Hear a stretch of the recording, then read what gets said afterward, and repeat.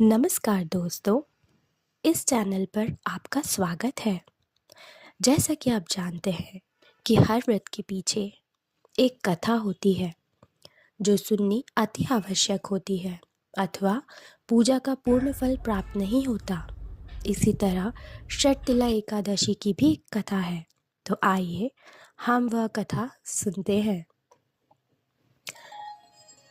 पौराणिक कथा के अनुसार प्राचीन काल में एक ब्राह्मण स्त्री थी।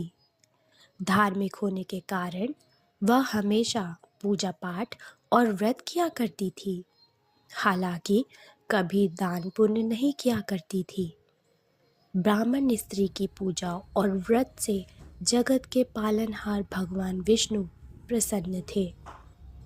पर उन्होंने सोचा कि ब्राह्मण स्त्री ने पूजा और व्रत से अपने शरीर को तो शुद्ध कर लिया है, ऐसे में बैकुंठ लोक तो प्राप्त हो जाएगा, पर इसने कभी जीवन में दान नहीं किया है तो बैकुंठ लोक में इसके भोजन का उपाय नहीं हो पाएगा।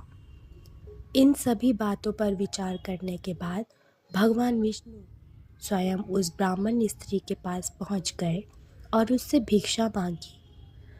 भगवान विष्णु के वेश में साधु को ब्राह्मण स्त्री ने भिक्षा में एक मिट्टी का ढेला दे दिया।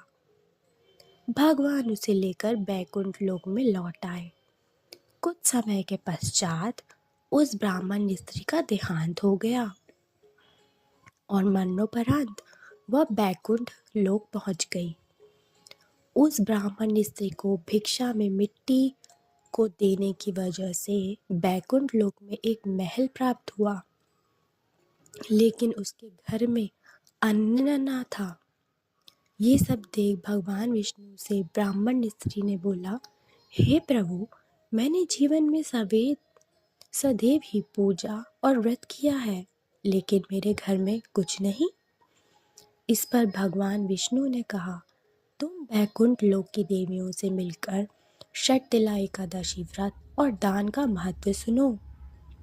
उसका पालन करो तो तुम्हारी सारी गलतियां माफ होंगी और मनोकामनाएं भी पूरी होंगी।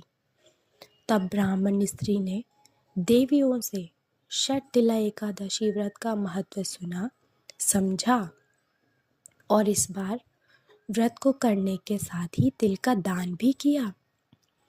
इसलिए तब से यह मान्यता है कि षटतिला एकादशी के दिन व्यक्ति जितने तिल का दान करता है उतने 1000 वर्ष बैकुंठ लोक में सुखपूर्वक निवास करता है। आशा है दोस्तों, आप सबको यह कथा सुनने में और समझने में आसानी हुई होगी। आप सभी को एकादशी की शुभकामनाएं।